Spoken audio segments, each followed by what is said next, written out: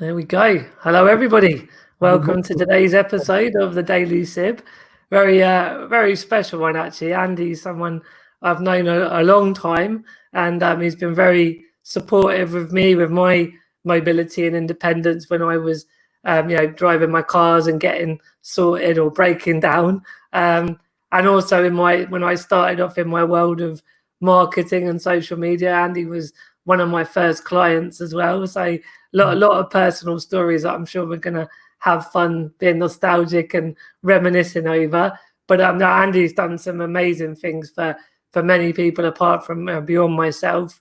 It's just going to be a really nice chat to have today. So first of all, thank you, Andy, for joining me. Thanks a lot for inviting me along. And as I must point out, these are very educational as well as supportive chats that you have with the Daily Sib, and I think it's a very good idea. So well done to you. Thank you, mate. Thank you. Yeah, no, it's I think there's going to be some. Well, every guest I've had, whether I know them very well or not, so well, I always learn something. I'm sure there'll be no different. No different today anyway. But I also think that we haven't caught up for a few months with all the COVID goings on and just life. So I'm looking forward to sort of hearing a bit about what you've been getting up to the last few months on a personal level. But let's kick off with the sort of broad bio for people that don't know you. How would you describe yourself? Well, I'm a fat old man that sits. I knew you were going to say that. I teed that one up, didn't I? Well, got to start it off somewhere good. Yeah, no, my life has been up and down one way and another with health reasons and my career. Most of my career has been spent in the motor industry. I have had a couple of years out doing sales, but the majority of it was motor industry. Back in 1980, I had my first cerebral hemorrhage, which damaged my brain. So is that a stroke? Is that the same as, or is it different from a stroke? Basically a stroke, but it's where you get you're restricted on oxygen to the brain because of blood leak rather than blood blockage. A stroke is blood blockage, hemorrhages bleed. Yeah, that makes sense. So, yeah, they both give the same effect. Yeah, in the similar ways. Sure. Mine has, because I've had 4 now, it's affected my right side quite badly now. And because I walked on crutches for so many years, it's now damaged my shoulders to the point I've had to have one rebuilt. And I've been told that that's it. You've got to be in the chair now. And of course, by being in the chair, for some of us, it's very difficult to hold our bellies in. I know that one lately. That's all the ice creams I've been having in the garden. Hence the shoulder upwards only. Yeah. But no, I live life to the full. Yeah. As much as I can. I've, as I say, worked in the motor industry, and more recently, the last 17, 18 years, assisted mobility and also people with vehicles that are adapted for individuals. And that's where we first met, I do believe.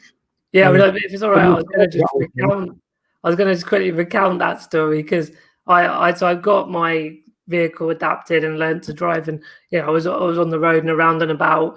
And you live and have worked very near to me, which because there's not many sort of that level of expertise you've got for vehicles. They're not in every town. It's quite few and far between. But I was coming back from London. It was Christmas Eve, and my car broke down. I was stuck where the A14 and the M11 converge or diverge, depending which way you're driving. And basically, I was out of car, and all the other routes, there was no way of getting mobile for Christmas.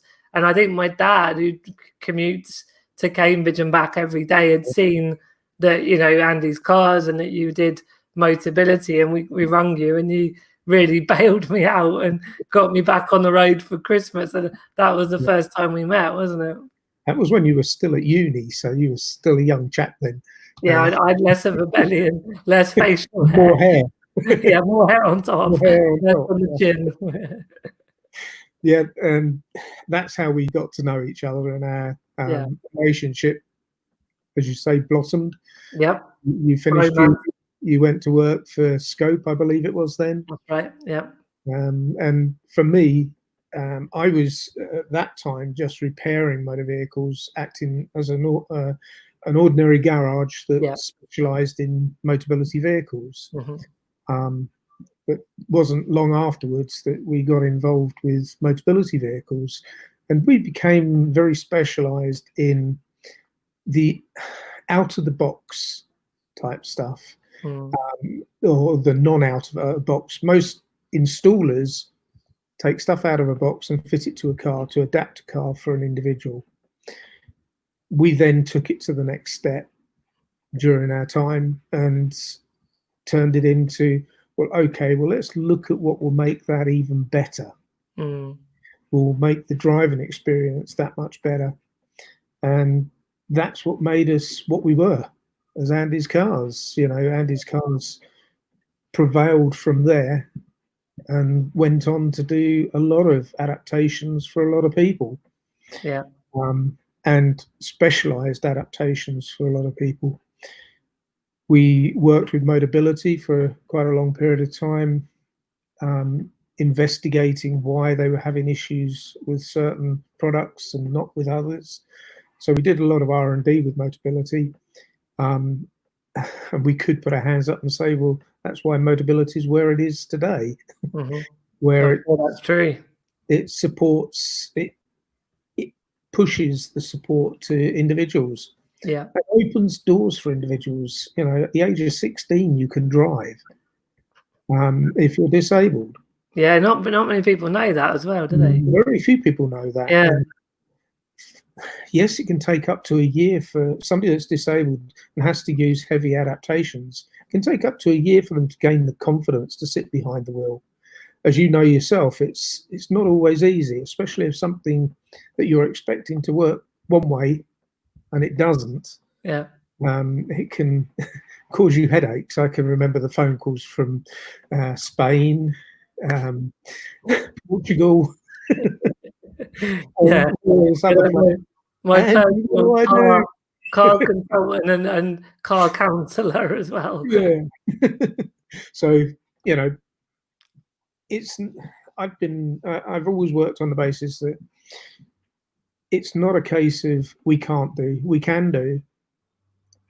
We've just got to find out the way that works for you. Yeah, yeah. Well, you mentioned that, guys. There's so many of those sort of where we've converged over the car, and obviously lots of social, you know, having nice dinners and catch ups over cups of tea. But those projects as well, like when I did John O'Groats to Land's End, you made like a wing mirror that attached to my wheelchair, so because I can't turn my head, it meant that I could see behind while I was going along the roads of Scotland and England. And then the Europe trip, we came back and the tyre was practically hanging off the car, wasn't it? Yeah. All sorts of other issues along the way with that you've had in the past. Yeah. It's not only the life story with yourself, it's the life story with other people as well. Absolutely. How 20 years is a fairly long period of time to be doing a specialized job, and you get to see people grow into their vehicles and grow in confidence to be able to do certain things. You know, it's lovely to see that. And we went into teaching as well, teaching the can-do attitude for disabled youngsters, and especially with youngsters with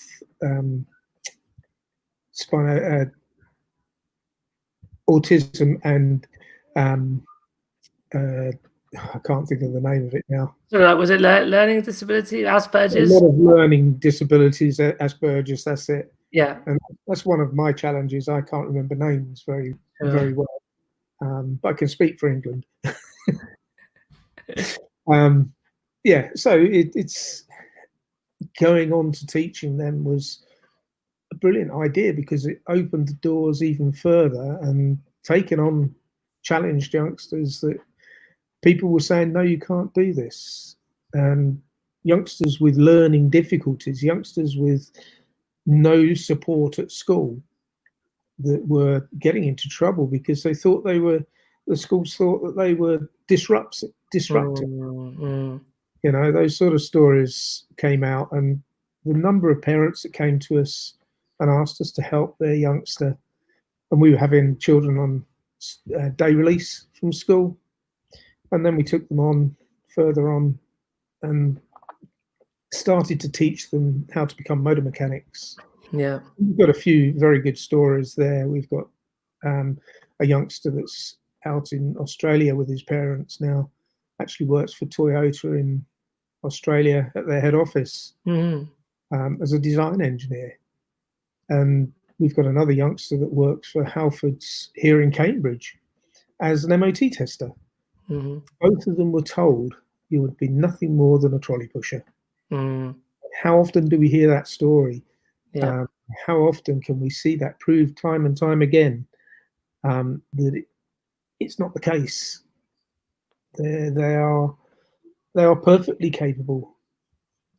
You've just got to give them the opportunities. I was going to say it's that opportunity and that sort of nurturing and helping in the right direction. And, you know, it sort of, as you say, there's so many different stories and people's lives that you've touched and enabled. And I think when I mentioned when I was sort of starting out with my marketing stuff, you know, it was again like I was just starting out and I knew what I could do and what was possible, but it's getting that break, isn't it? And It is. it was another example where you gave me that opportunity to obviously it was still to support your business and raise awareness, all the things we did there, but it was still that opportunity for me to get going in that Yeah. direction as well.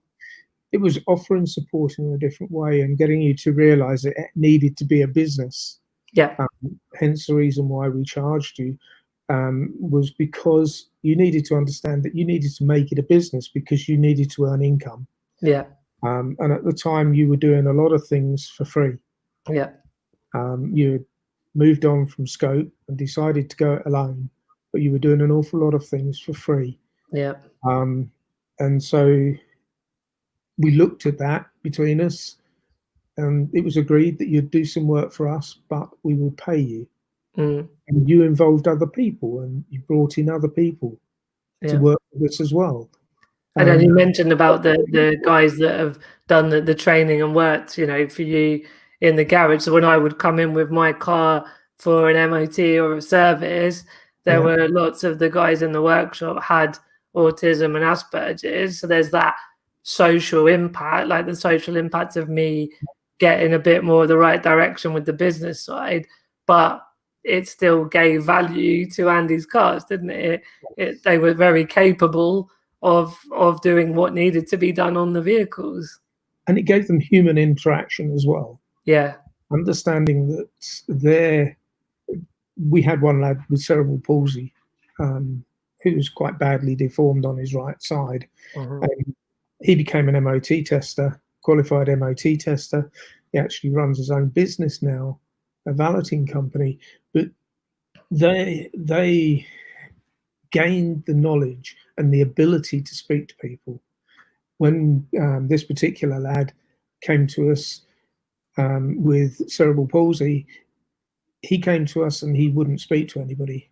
When I first met him, he was 14 years old. He came to the doors of the garage and was just looking in. And he'd come every evening on his way home from school and stand at the garage with his bike looking Just in. interested in it. Just the interest was there.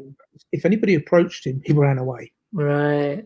He didn't run, he hobbled away because his right side didn't work as well as it could.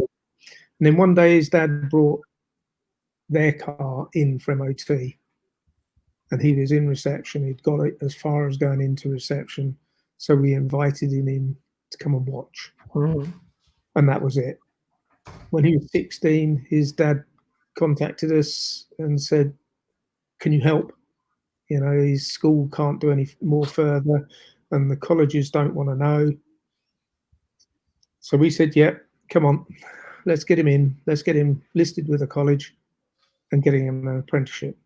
Yeah. And we did, and he went on to become a qualified motor mechanic, and become an MOT tester.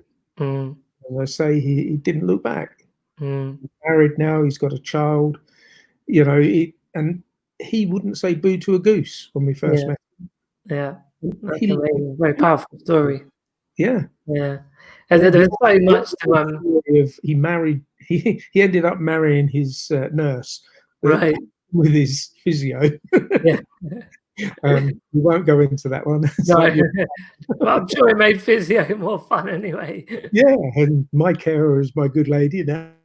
Yeah, yeah, yeah, no, absolutely. And I think that happened. there's so many different interesting things to touch on it, because I think there's like, I mean, you've mentioned some of the health challenges that you've had, and we've talked, you've talked a bit more detail about the independence that people have got from the vehicles and being able to drive, and obviously just now the employment opportunities. But from employment opportunities, it's so much more. It's confidence, it's fulfillment, it's financial independence, but it's like just everything. I think when people are able to work, but there's elements that have to be adapted or factored in, and like it just makes the world of difference when those considerations are made. And I think, I know for you, is you've done your bit in the workshop, but you're a big advocate of how all businesses should be able to do that, right? I look at all businesses now. I'm doing some work with DWP to try and encourage businesses to think positively rather than to have this negativity of, oh, it's going to cost us more to train, it's going to cost us more to have a mentor. But they forget the long-term gain. And sometimes, yes, we do need a one-to-one mentor, especially with somebody that has issues with communication. So you need somebody that understands that side of it. But there is no reason why any business can't take somebody on. They use the insurance angle in engineering. Well, that's a load of rubbish. I've had epilepsy in the past. It's controlled with medication, and I've had no problems getting insurance. Yeah. We've had youngsters with all sorts of different challenges, and we've had no problems with the insurance. Are we loaded? With some aspects, yes, you do get loaded a little bit, and there are areas that they do specify that they can't work in. For instance, somebody with muscle spasms clearly can't work a press. Yeah. Because Well, that's just common sense, isn't it? Like that's they're common sense things. Somebody yeah. with sight loss or impaired sight can't use a grinder. Well, that's obvious. Yeah, yeah. But there's a lot of other things they can do. But there's an awful lot of other things that they can do, and there's no reason why they can't work in any aspect of work. You just have to give them that little bit of time. Yeah, yeah, agreed. And it's important that we think about them as human, about us all as human beings. Yes, we may carry challenges, but even an able-bodied person, I could find a challenge with them. Of course, yeah. Usually the arrogance. I mean, on that point about business, I mean, it's certainly something we've chatted about with the other guests in different amounts of depth, but I'd be interested in your perspective on if they are really excuses rather than facts. Why are businesses still wary or scared to have more disabled people in employment with them? I think the main reason that we get the rejections, the reason I opened up my business was because I was fed up with being rejected, as I saw in the 90s, when we went through a lot of unemployment because of a downturn in funds. The first people that were unemployed were the disabled people. We don't offer the same speed of productivity always. Mm. We do offer a higher level of accuracy in what we do, because we are always concerned about making sure that we do the right thing. Yeah, and loyalty and resilience. Loyalty, they're always there, even if they've Yeah. got a cough and a sniff, Mm. always there, Mm. because they know that they're not really ill. Mm. When they are really ill, then you know Yeah, they're going to take time off. yeah, yeah. But they take very little time off. Mm. They very rarely used all of their holiday allowance. Mm. Mm. Their hospital visits, their doctor's visits are usually programmed so that they're either at the end of the day or at the beginning of the day. They don't Mm. book them in the middle of the day like able-bodied people. Mm. Able-bodied people will book an appointment for the middle of the day so they can have the whole day off. You know, somebody that's challenged will either book a dental appointment at lunchtime so they can nip down there in their lunch hour, Yeah. or they'll book it at the end of the day Mm. so that they can get in, do their work, get out. And they always make offers to do the fill-in part as well. If they Yeah. do need to take time off, then they'll make the point of, well, can I work my lunch hour? Mm. You know, to make the time up. Yeah, yeah, Whereas 9 times out of 10, an able-bodied person won't offer that. yeah, yeah. They think it's supposed to be there. I So mean, you're gaining value there yeah, from a disabled person. The loyalty, the want to work, the consistency in their work. yeah. You don't have as many comebacks Mhm. or as many products pushed off the line because they've not been done properly. Mm. We've had some youngsters building printed circuit boards for us, Mm. and we know if we give them one, it will test okay at the end. Mm. You get an able-bodied youngster sitting there, they get bored too quickly, and they lose interest in it. Yes, it may be the same thing day in and day out, but it's productivity, Mm. and the end product is right. So Yeah, it's about believing in that youngster and believing in, well, I call them youngsters because they're all younger than me, but that's no excuse. It's believing in the person. yeah, yeah. Um, And no, I think that's it's good to make that comparison of disabled and non-disabled. I think you're right. There are values and attributes and qualities that are in disabled people for all sorts of different reasons. And yeah, it's you can't do that broad brush approach for like 14 million in the UK because it's like someone in a wheelchair, someone with autism. There's always those different experiences as well. But I totally agree that there's that sort of loyalty, resilience, quality, that consistency is so true. I was chatting to a guy on Monday who has got a social enterprise, a similar model to you, but he's in a creative marketing sort of setup. And they've done it that they know what the client projects and campaigns are yeah, by using us. And it'd be different, I think, on a in a workshop with cars, but in a way it's translatable that because he uses like Asana and yeah, Google Docs, and so it's a bit more on like a laptop or whatever. But the premise is that if someone only works part time or they are having a bad day because like a fluctuating health condition, that others know exactly where that person got to. So yes, the team can sort of get in and make sure all the work's done. make it work, and they can see what's missing. Yeah, and they cover each other. And I mean, that's teamwork 101, whether you're disabled or not disabled. But Yeah, it's a very powerful way of if someone can't do a full-time job or they get migraines or chronic fatigue, like those kind of things that are really hard to plan for. But if you build that into a business, you're still creating those employment and opportunities for them, but as the we business doesn't have to suffer. yeah, as we're now moving into an era of working from home, and this is becoming the norm of Mm, talking to each other. We talk to each other in a way that it's one-to-one like this, or we can have up to 6 or 7 people talking in a conference room Yeah. from your own home. Mm. I did a couple of webinars where I had 22 students watching in.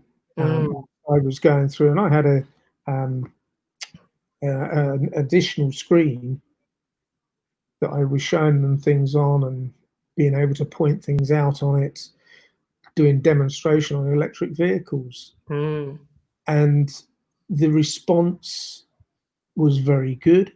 We only ran the webinar for an hour, Mm. first one, and everybody was, when's the next one?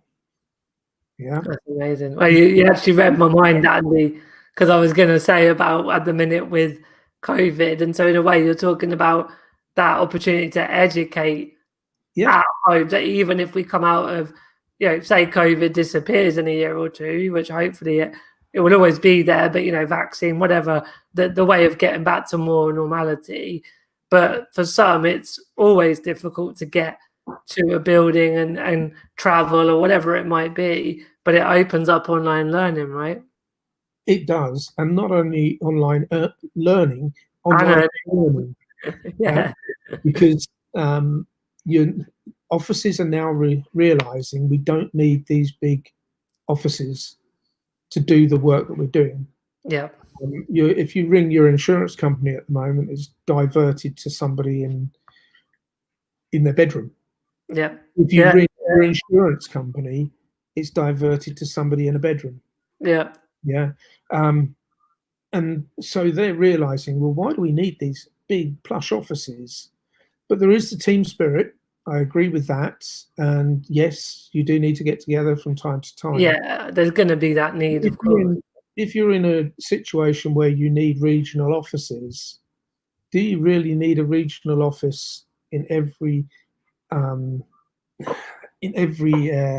County. county Yeah. when you can get away with just having one person in one room? Mm. And when you look at it like that, then Mm. do they have to be? Does it have to be somebody that's able-bodied? Because you articulate your words very well, and you're disabled. If I'm not on the source, yeah. Yeah, yeah. And there are days when you feel rough, Yeah. but you still put yourself there. I've seen Yeah. you watching these programs. I Yeah. don't always watch them live, but watching these, I can see that there are some days that you could really, especially by getting towards Friday, Thursday, and Friday, you're Definitely. really starting to feel the fatigue. Yeah. Yeah. And you can work around that, Mm.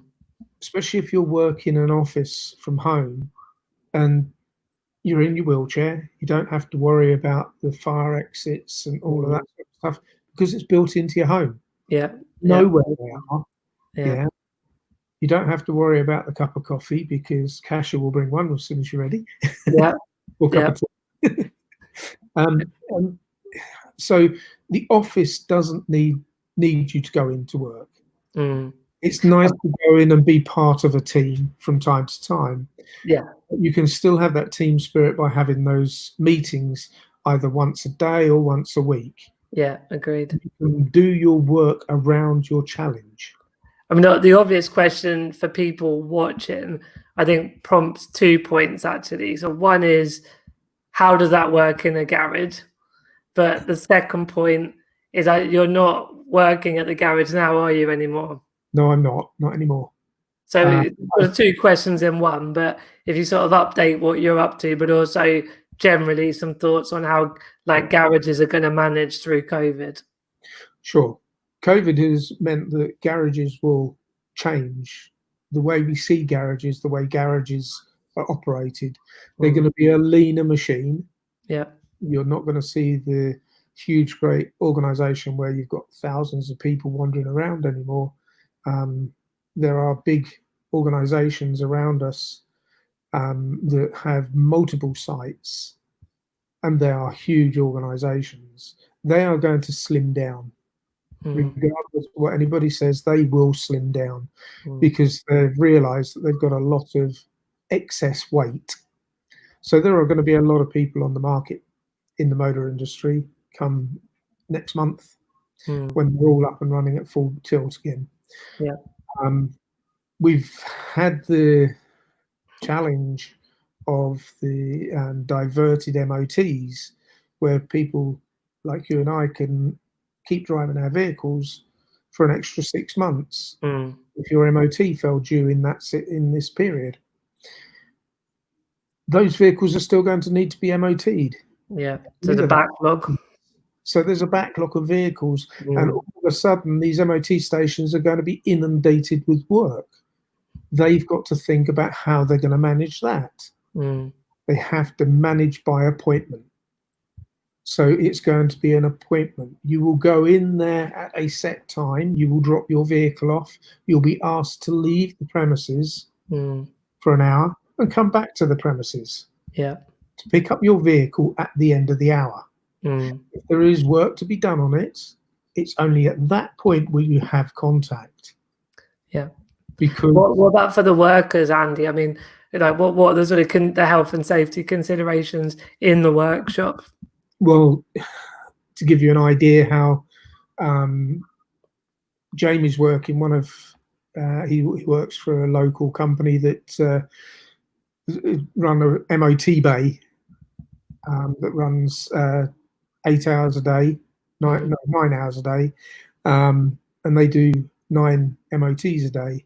Right. The MOT tester has to work flat out to get through them with regards to the paperwork as well as the actual test. Yeah. Pushed to the limit at the moment. It's not easy to balance what they're doing at work, the health and safety side of things. They're given gloves, they're given goggles, they're given PPE equipment, lots of PPE. The toilets and handrails and things like that are cleaned hourly. Yeah. To make sure that things are kept to. They've got one person just purely cleaning at the moment. Cleaning, yeah. And making sure that the handles and things like that, where people are touching, customers are coming in and out. The one thing everybody forgets is the handle on the toilet. You have to flush a toilet. And they forget that handle should be wiped. Yeah. You know, they're going around wiping the pan and things like that. But that's fantastic. But remember the handle. Yeah. Yeah, it's certainly a different world we are in at the minute. Yeah, so you're going to update us on what you're doing now as well. Yeah, where I'm at. I'm now semi-retired. I sold my business in January. This last year, I've suffered a little bit with my health. It's put me into the chair almost permanently. My right side is extremely out of kilter. So I've now gone into a consulting role whereby I have people all over the country that need training for electric vehicles. And you've got all this knowledge and experience to share, right? Exactly. And how better to do it than do it with the company that have taken over the business. So although Andy's Cars has been sold, Andy's Cars is still there in name. They do work in a different way, but that's what happens when you sell a business. New people come in, they have new ideas as to how things are going to work. Sure. Things get changed. Some of them are not for the better. Some of them are for the better. Unfortunately, they don't do the repairs on the people's vehicles that I spent a lot of time working on, which would have meant that we would never have met if we hadn't have been doing it. Sure. So it's the way businesses change, and they feel that was the best way to go, was to drop out all of the servicing. And now all they do is the adaptation side. Right. Purely all they do, which is a little bit disturbing, but that's the way it is. Yeah. So I'm still available to my old customers by email if they want advice on how to do something, and also tell them where they can get it done. But it's on an advisory basis, unfortunately. Yeah. So what I'm doing is I work 1 day a week for this company, putting together training programs. Because their staff are all over the country, and for them to be able to work on electric vehicles and adapt electric vehicles for customers, you need to have a qualification to do that. It's exactly the same as somebody coming in and working on your cooker or on your gas boiler. Yeah. They all have to be certified these days, and they have to be able to give a certificate for what they've done thereafter. Yeah. And the motor trade is getting a hold of that. It's not been legislated yet, but it will be, because it needs to be, because somebody's otherwise going to get hurt badly. There've been a couple of minor accidents in the industry from electric vehicles and from people being hurt from touching certain areas. So the people that are going to be working on them need to be aware of that. So you're doing that remotely, like you were saying earlier then, yeah? At this moment in time, I'm doing it remotely. I've been putting together some programs that I'm doing remotely. I've run a couple of classes for a couple of people that put together 20 students around the country. Not for the actual company that I'm consulting for, but for another, because I've got 4 days a week I can fill.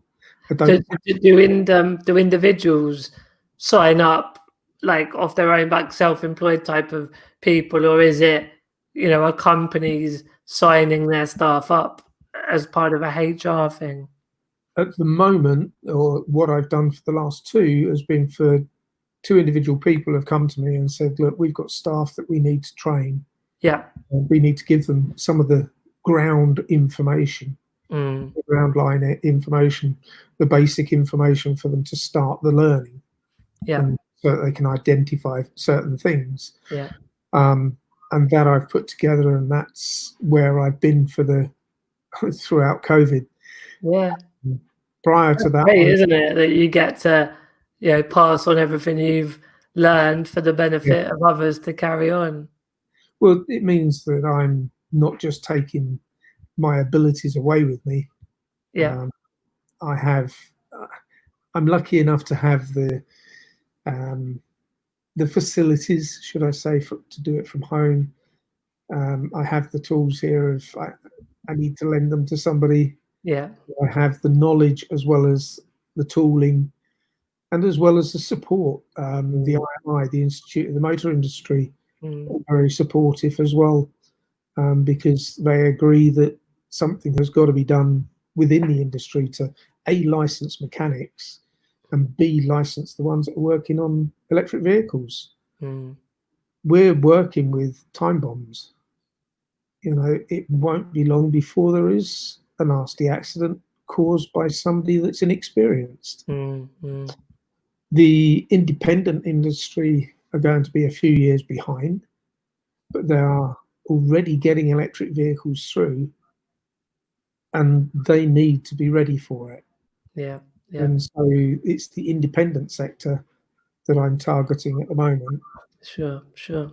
And those that run their own businesses, doing the valeting, recovery companies, those sorts of people have got staff that need to and want to know about it. Yeah, that's true. If I think when the RAC come out and they look at my car and they're like, "Oh my God, what is all this? What do I do with this?" No, that's a good point. So, sort of getting a bit towards the end before we wrap up. There's one sort of specific question I wanted to ask you, and then we'll have a bit at the end if there's anything you wanted to add and how people can get in touch, and you mentioned your book and all that sort of stuff then. But yeah, my last question was really just around, for someone that is with a disability or the additional needs when it comes to driving, we haven't touched that much on the technology, so it'd be quite, without getting too technical, but just a couple of quite cool examples of the tech that's out there, but also Sure. sort of how with Motability, people might, if they want to go that route, just a couple of thoughts on that. So yeah, just around technology and Motability would be really good. Okay. To start with, everybody really needs to go for a driving assessment. Mm-hmm. That's where they start.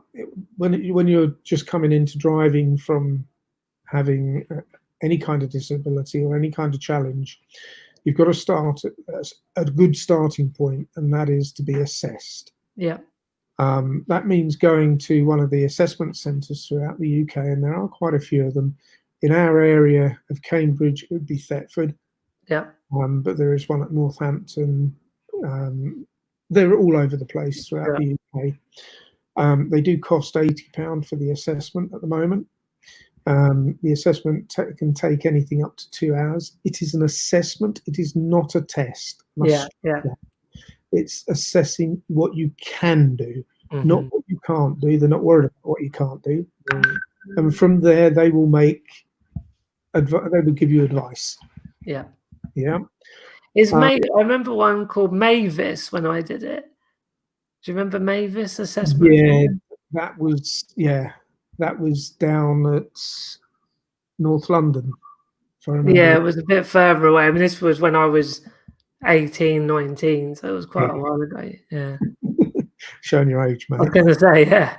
Yeah, all the centres are run by the government now. Right. And they have links with DVSA, and they will advise DVSA as to what should be on your driving licence, because now they actually mark your driving licence as well to say what they have advised you have. And then from there, you must have that equipment on your vehicle or something that works or fits that description. Then from there, once you've got that advice, you then go to an installer. Don't go looking for a car at this stage. Go to an installer. The installer will advise you what equipment you're going to need. And there are some really technical stuff. It can be quite expensive. Even on the Motability scheme, you will have to pay a percentage towards the cost of the equipment. And if it's heavily electronic, then the more it costs. And there is a grant part of Motability as well. Yeah, there's a grant part of Motability, so that can help to support for those who need it. Means tested. Those that work, that is means tested. Those that work or are going into work, going to use the vehicle to get into work, can apply to access to work as well. Pay for the products if they can't get the assistance from Motability. They have to go to Motability first. Yeah. And then they have to go to access to work if they can't get it all from Motability. And it's similar with a wheelchair, isn't it? You get assessed for your wheelchair, you get the NHS wheelchair or the NHS voucher, and then if it's still more money, access to work will put 5/7 of the remainder of the wheelchair. Yeah, because they work on the basis of the number of days you work. Yeah. And they give you that percentage. Like for me at the moment, it's only 1/7 because I can only prove that I only work. Yeah, of course. However, being self-employed, you can work up to 6 days a week. Right. So you've got to be honest about what you're doing. Yeah. And have the proof of what you're doing and how you're doing it. So if you want to claim 6 days, then you have to be able to prove that you do actually work 6 days. And that means a minimum of 6 hours per day. Yeah.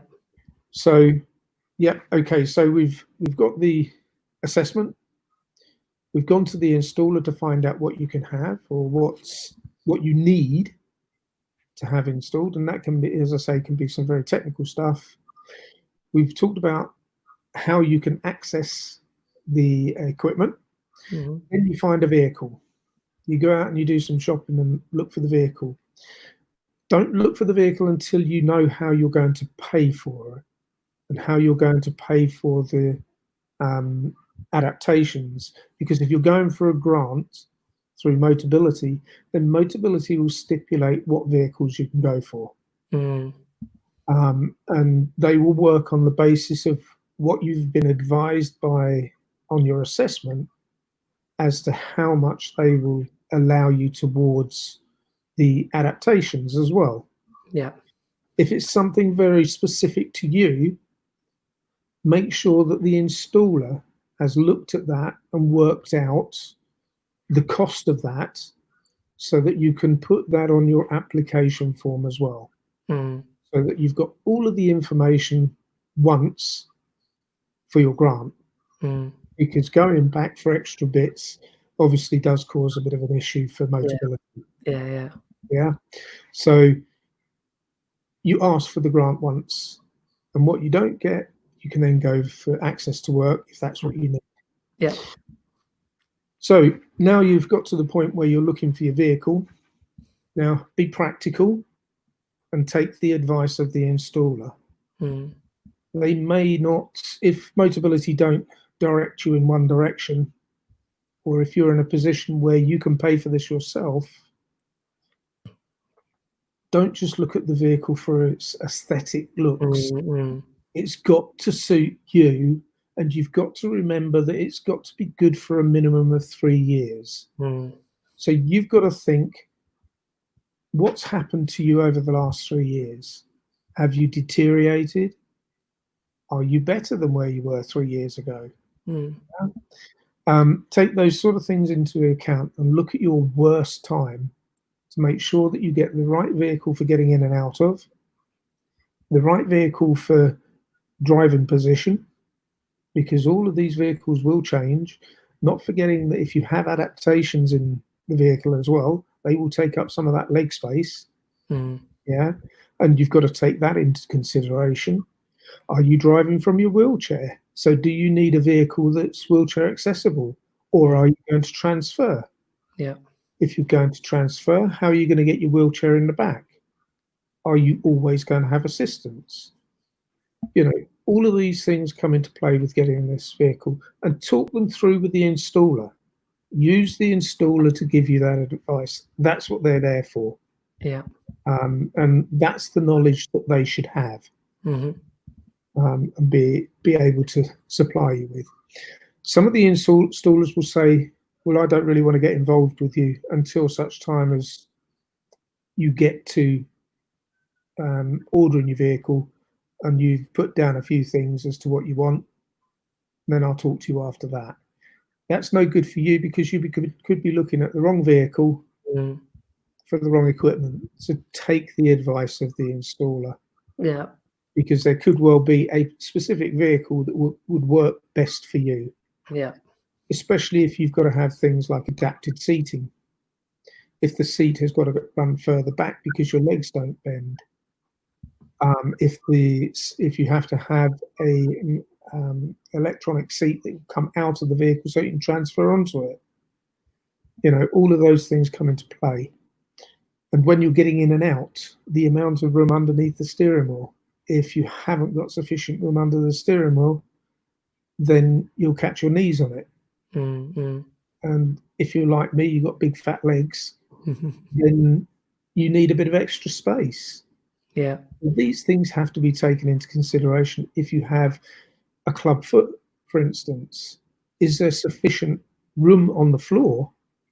Even if you don't use that leg for operating the pedals, is there sufficient room down on the floor when the adaptations are put in for you to get your foot in? Mm-hmm. Yeah? And if you don't think of these things from the off, you could end up with a vehicle that's very uncomfortable.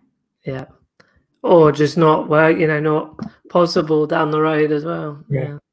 It's amazing. That's very, very helpful, Andy. I mean, I think with the tech side, there's probably going to be too many individual bits of tech to go through before we wind up in a couple of minutes. But as I said to you, when the RAC come out and see my vehicle, they're just mind blown that I'm in the wheelchair. There's a ramp to get me in the vehicle. It's all push buttons and hand controls. It's sort of like a fighter plane, isn't it? It's a very They use sophisticated aircraft technology on a lot of equipment now.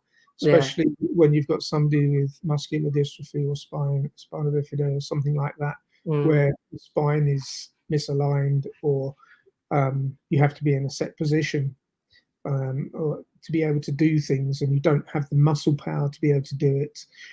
So what we do is we mimic it by reducing the amount of pressure you have to apply to make it work. So the aircraft technology comes in, because to move an aircraft wing, if you think about that, if it was to be moved directly from a joystick, then you would be putting your whole body weight and 3 other people's body weight behind it. So what they do is they average that down by percentages until they get it to a level that most people can cope with. For yourself, for instance, the electronics, they do it through electronics, and they put servos on the brakes to make the brakes work against a little tiny movement. It is a very small movement. I think a total of 10 mil for the whole movement. 10 millimeters, the whole movement of your brake pedal. Which is someone else doing it without a disability would probably brake way too fast. Whereas for me, it's not a struggle to press it, but it has to be that light for me to be able to do it. So and also your steering. When somebody gets in, they go from lock to lock within milliseconds. For an able-bodied person, but for yourself, it's just nice. Definitely. And that's the difference of making something work for the individual. And without too much stress and strain. Cool. So we're gonna wrap up, Andy. But where can people get in touch with you if they've got any other questions or want to follow what you're up to? What's the best way to keep in touch? The best way is through email. Nice and simple. It's just my name, Andy Kent, 1957 at me.com, and I'm sure you'll publish that around for people to get in contact with me. I'm quite willing to answer personal and information and help people with challenges that they're having with their vehicles if need be. I put them in the right directions to get them resolved. Brilliant, thank you. And so that I can help with. There's also my book out there, which is called White Light. It is on Amazon at the moment. It's out of stock at Amazon. If you are interested, please do email me and I'll get it sent out ASAP. Brilliant. So basically, anything you want to get in contact with me on, please do email. That's very kind of you. Thank you, Andy. Well, yeah, great to catch up, and definitely lots I've learned as always, and I'm sure everyone watching was very inspired, and sort of learning different parts of the mobility and independence and employment puzzle. So thank you for joining me, mate. That's great, mate. It's good to see you, and thank you everybody for listening, and hope that we can all keep in touch going forwards. Definitely. Yep. Thanks for watching, everyone. I'll be back tomorrow, same time, same place, for the next episode of the Daily Sib. And have a great day in the meantime. Bye-bye for now. Cheers.